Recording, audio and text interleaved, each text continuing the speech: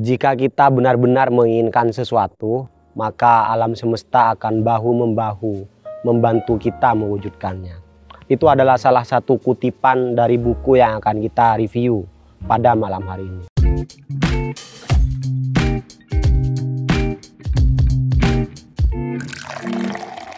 Salam ngopi-ngopi, ngobrol pintar penuh inspirasi.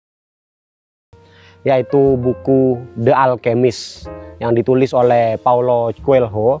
Buku yang sangat penting sekali, buku yang sangat esensial, dan banyak yang bilang bahwa orang-orang yang membaca buku ini memberikan perubahan terhadap hidup mereka. Buku Alchemist ini saya baca 2 kali, teman-teman, dan ini adalah buku yang sangat penting dan sangat kita rekomendasikan untuk teman-teman baca. Kita akan mencoba untuk meresensi ya beberapa hal yang menarik dari buku ini yang mungkin bisa memotivasi teman-teman untuk nanti membaca.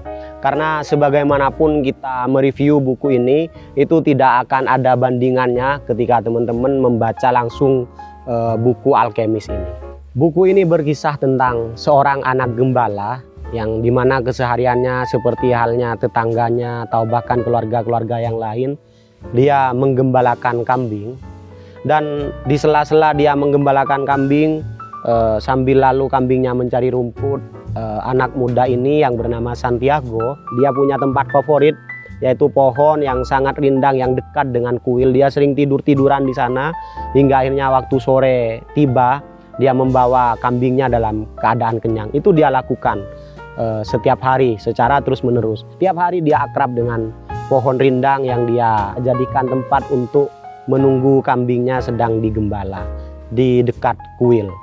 Suatu ketika anak muda yang bernama Santiago ini mendapatkan mimpi yang kelak akan merubah hidupnya.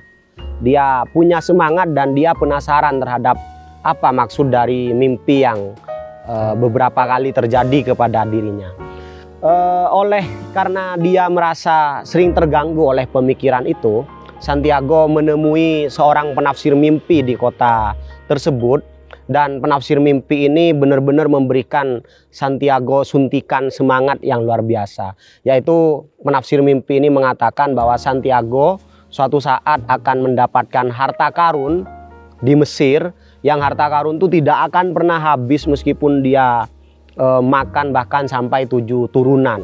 Itu membuat Santiago sangat-sangat terpukau apa yang disampaikan oleh si tafsir mimpi ini. Dan oleh karena cerita ini klasik, teman-teman, di mana hal-hal seperti demikian itu masih sangat-sangat dipercaya, maka Santiago dengan penuh tekad langsung memutuskan untuk melakukan apa yang dikatakan oleh si tafsir mimpi itu, yaitu untuk memburu harta karun. Santiago merasa untuk pertama kalinya di dalam kehidupannya dia punya tujuan hidup, yang selama ini dia hanya hidup seperti ala kadarnya seperti orang-orang lain.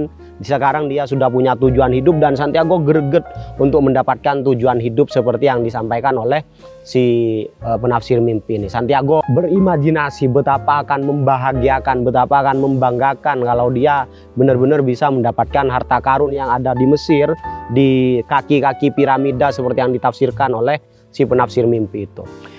Tidak butuh waktu lama, Santiago bergegas untuk menjual semua harta yang dia miliki, yaitu beberapa kambing dan beberapa barang yang dia miliki, untuk dia pergi langsung ke Mesir ya. Ke Mesir itu dia menyeberangi lautan dari Spanyol.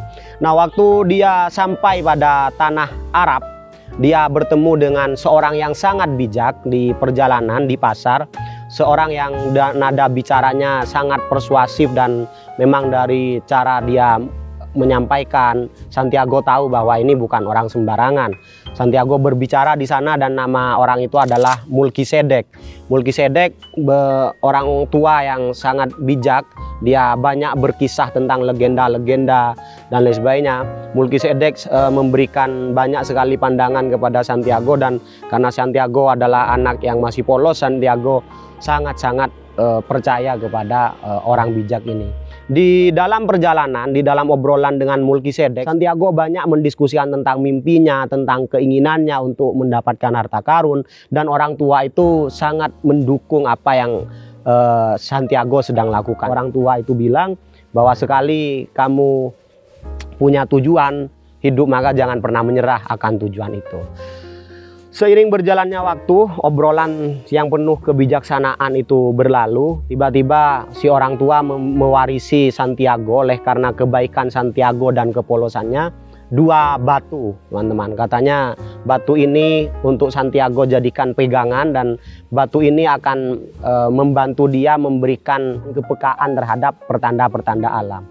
Berpisahlah Santiago dengan si Bapak Melkisedek ini. Santiago melihat entah kenapa batu ini benar-benar berfungsi kepada Santiago, seakan-akan ada bisikan. Santiago di pasar itu melihat ada tukang teh, orang jualan teh yang sepi, dan entah kenapa batu itu mengatakan kepada Santiago bahwa Santiago harus membantu orang itu. Tapi Santiago tidak tahu, maksudnya dia harus membantu dengan apa. Dan oleh karena Santiago menyatu dengan batu itu, Santiago akhirnya punya usulan kepada Pak Tua itu, Pak Tua, saya akan membantu jualkan teh Anda supaya teh Anda semakin laku begitu. Dan Pak Tua bertanya, dengan apa kamu akan membantu? Caranya adalah teh ini jangan disajikan di gelas biasa, tapi disajikan di gelas kristal dan lain sebagainya. Dan hari berlalu, minggu berlalu, Santiago bekerja di sana dan menjadi sangat ramai sekali. Alhasil, setelah dia menyeberang dari kotanya ke kota Mesir, Santiago sudah mendapatkan suatu kecukupan dalam hidup. Tapi sekali lagi, ketika Santiago sudah mulai melupakan impian utamanya, yaitu mendapatkan harta karun, si batu yang diberikan oleh Bapak Melkisedek tadi itu seakan berbisik lagi bahwa tujuan kamu bukan di sini, tujuan saya bukan di sini begitu. Maka tiba-tiba resahlah si Santiago. Santiago mengingat kembali tujuan dia untuk menyeberang ke Mesir untuk apa. Maka Santiago meninggalkan itu semua. Santiago berpamitan kepada Bapak Tua itu dengan membawa beberapa bekal. Di tengah perjalanan Santiago banyak sekali mengalami penderitaan, mengalami cobaan. Bahkan Santiago pernah beberapa kali ketemu dengan perampok, dia kehilangan hartanya dirampas. Tapi Santiago terus melanjutkan perjalanan. Di dalam perjalanan, karena untuk menyeberangi gurun ini perlu menjadi kafilah, perlu ikut dengan rombongan-rombongan. Di dalam rombongan itu diceritakan bahwa di padang pasir sana ada orang yang sangat hebat sekali yang disebut dengan alkemis. Katanya apapun yang dipegang oleh sang alkemis ini akan bisa menjadi emas begitu kan. Maka penasaranlah Santiago. Sembari Santiago berjalan dengan kafilah itu, ketemulah dia dengan suatu oase yang di sana ada kehidupan. Berhentilah Santiago di sana. Santiago menjadi penduduk di sana dalam beberapa minggu, dan ternyata terjadi perang suku di sana, teman-teman. Tidak hanya itu, di dalam gurun ini, di oase, Santiago juga ketemu dengan seorang wanita yang sangat dia sukai, namanya Fatimah. Karena dia sangat menyukai si Fatimah ini, Santiago meminang si Fatimah menjadi istrinya. Dan menikahlah Santiago di sana dan menghabiskan beberapa hari. Santiago lupa akan mimpi-mimpi awal yang membuat Santiago sampai pada tanah Mesir pada saat itu. Sekali lagi, batu yang diberikan oleh si Melkisedek tadi berbisik lagi kepada Santiago bahwa benarkah tujuan kita hanya sampai di sini begitu. Coba kamu ingat lagi pada tujuan hidupmu yang sebenarnya. Santiago merasa terganggu, teman-teman. Dan akhirnya setelah beberapa hari dia putuskan, diambil resiko yang sangat besar, yaitu untuk meninggalkan suku yang ada di oase padang pasir tadi itu.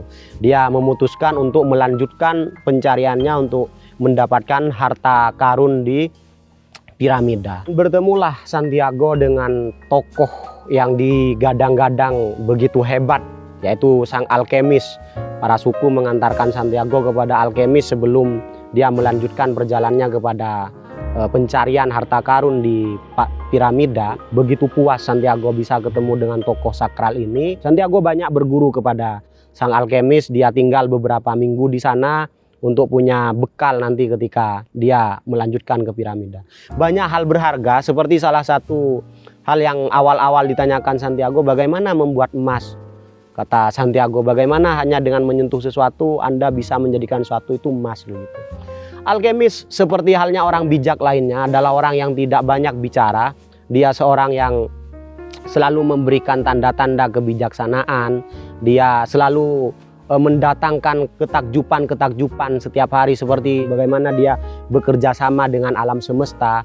Dan suatu ketika alkemis memberikan nasihat kepada Santiago bahwa perjuanganmu sudah benar, perjuangan kamu untuk mendapatkan tujuan hidup itu sudah benar, dan jangan pernah menyerah dengan kondisi apapun begitu. Dan alkemis bilang bahwa sebenarnya yang dimaksud emas itu adalah bukan emas seperti yang dianggap Santiago, tapi bagaimana alkemis ini selalu bisa membuat sesuatu itu menjadi sangat bernilai dan berharga. Alkemis mengatakan kepada Santiago bahwa hal itu juga bisa dilakukan oleh Santiago jika dia benar-benar punya keinginan yang kuat, jika dia benar-benar fokus pada tujuan begitu. Dan Santiago merasa sangat puas sekali dengan pertemuan itu. Santiago merasa sudah punya cukup bekal untuk dia akhirnya melanjutkan perjalanannya untuk mencapai tujuan utamanya, yaitu harta karun di piramida. Berangkatlah Santiago, banyak cobaan yang terjadi di jalan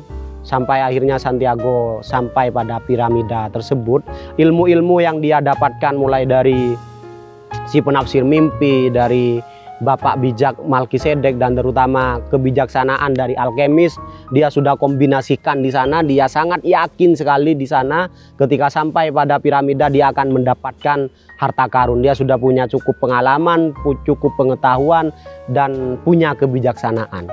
Pada saat itu Santiago mulai merenung.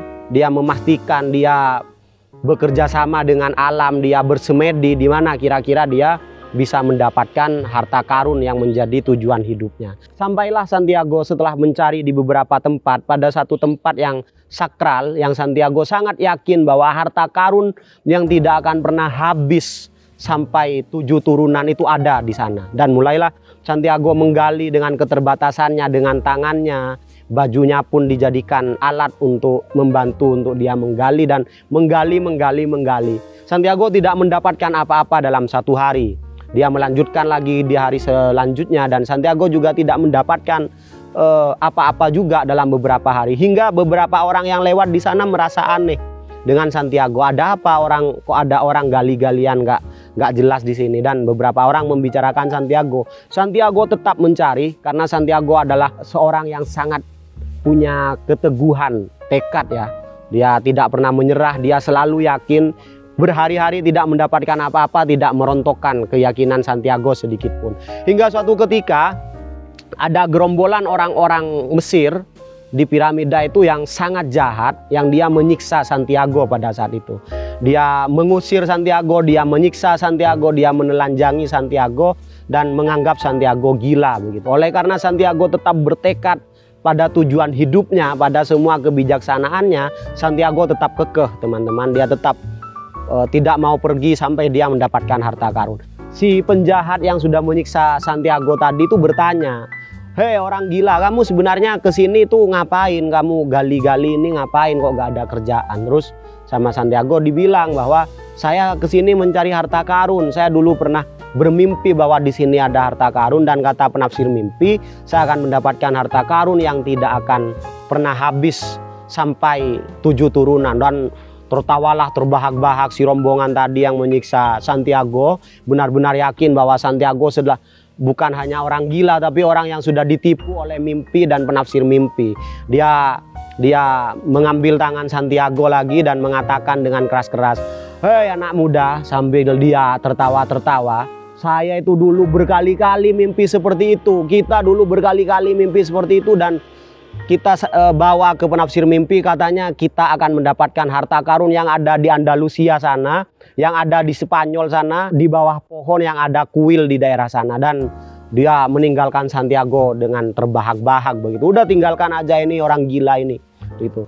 Mimpi yang disebutkan oleh orang Mesir tadi itu, bahwa dia pernah bermimpi bahwa dia mendapatkan harta karun di Andalusia, di bawah pohon, di dekat kuil, itu adalah tempat di mana Santiago mengembala, teman-teman. Ketika orang Arab menyebutkan tanda-tanda itu, entah kenapa Santiago punya keyakinan yang sangat kuat, yang berpuluh kali lipat lebih kuat dari sebelumnya, bahwa Santiago akan mendapatkan harta karunnya di sana. Dan oleh karena tercerahkan oleh alam itu tadi, oleh penyampaian dari orang-orang yang menyiksanya tadi, Santiago punya keyakinan itu dan dia pulang, teman-teman. Dia kembali pulang. Dia tidak pulang sebenarnya, dia melanjutkan tujuan hidupnya. Hanya saja dia lebih tercerahkan bahwa sebenarnya harta karun itu bukan di piramida ini, tapi dia sudah lebih yakin bahwa harta karun ada di Andalusia, di tempat di mana dia mengembala di bawah pohon rindang yang di dekat kuil itu. Dia melanjutkan perjalanannya, dia kembali ke kotanya, dan betul saja teman-teman, di akhir buku ini Santiago mendapatkan harta karun yang sangat melimpah sekali. Dia membaginya dengan si penafsir mimpi, dan dia yakin bahwa si penafsir mimpi itu tidak bohong kepada Santiago. Setelah itu, setelah Santiago mendapatkan harta karun dari perjalanan demi perjalanan yang dialami oleh Santiago, Santiago merenungkan kembali. Sedikit pun Santiago tidak menyesal apa yang sudah dia lakukan, meskipun harta karun yang sebenarnya ada di kotanya, tapi dia mencarinya sampai ke Mesir, ketemu dengan peperangan, perampokan, dan penyiksaan. Dia tidak menyesal, teman-teman, karena Santiago berpendapat bahwa tanpa perjalanan itu semua, dia tidak akan pernah mendapatkan harta karun itu. Tanpa dia ketemu dengan orang-orang yang menyiksanya, dia tidak akan pernah tahu, karena dia tidak pernah bermimpi bahwa harta karun itu di sini. Harta karun di sini ini adalah mimpi dari orang-orang yang menyiksanya itu. Dan bagaimanapun Santiago meyakini bahwa semua ini telah menghantarkan Santiago untuk mendapatkan harta karun itu. Ya, itulah teman-teman buku yang berjudul Alkemis, buku yang sangat esensial dan sangat penting menurut saya. Saya membaca buku ini 2 kali dan beberapa teman saya juga melakukan hal yang sama. Memang banyak sekali yang bilang membaca buku Alkemis ini benar-benar bisa merubah kehidupan kita. Oleh karena buku Alkemis ini langsung berkenaan dengan pandangan hidup kita, bagaimana kita melihat realitas, bagaimana kita melihat cobaan-cobaan yang terjadi dalam diri kita, yang dengan membaca buku ini kita tidak mudah menyerah pada tujuan kita. Karena buku ini bercerita tentang betapa pentingnya punya keinginan yang kuat, punya tujuan yang kuat dalam hidup, dan bagaimana kita harus tetap mengejar apa yang menjadi tujuan kita.